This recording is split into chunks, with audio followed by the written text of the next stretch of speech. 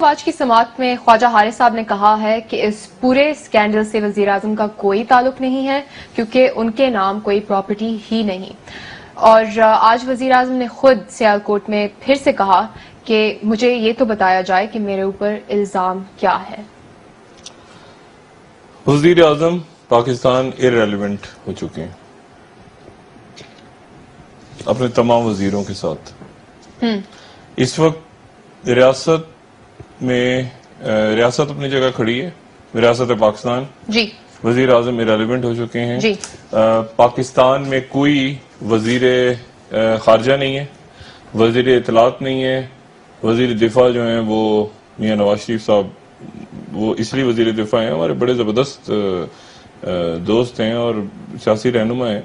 लेकिन आज मियां नवाज शरीफ साहब ने कहा कि वो सबसे बड़ी क्वालिटी उनकी है कि वो नवाज शरीफ साहब के साथ 1964 से पढ़ते रहे हैं और उसके बाद वो उनके गवर्नमेंट कॉलेज में उनके साथ रहे हैं। तो इसलिए वो मुल्क का जो ये सारे बहरान है दिफा के, और मतलब क्वालिटी ये है कि वो मियां साहब के साथ पढ़ते रहे। और अगर मुल्क एक तरफ होगा और मियां साहब एक तरफ होंगे तो वो मियां साहब के साथ चले जाएंगे। तो अच्छा है, ये ठीक है।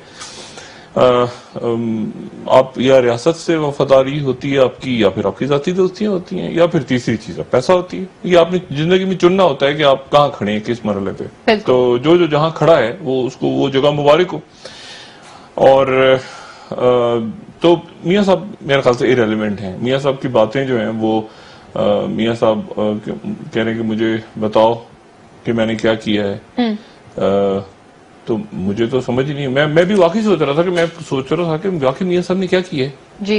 मतलब मैं तो इस जुमले को दोनों तरह से लिया जा सकता है ना कि मियां साहब ने क्या किया है, तो वाकई मियां साहब आपने किया है मतलब बहरहाल चूंकि ये रेलिवेंट हो गए तो इसलिए। और अब जाहिर है कि ये फैसला उनको ऐसे दीवार पे लिखा हुआ नजर आ रहा है, नविश्ता दीवार, और अजीब अजीब किस्म के वकील आ रहे हैं और अजीब अजीब बातें हो रही हैं। तो वो एक होता है ना कि मतलब मैं मियां साहब को अब बहुत ज्यादा उनकी बातों पे कोई तबसरा नहीं करूंगा क्योंकि इररेलेवेंट है मियां साहब इररेलेवेंट हैं।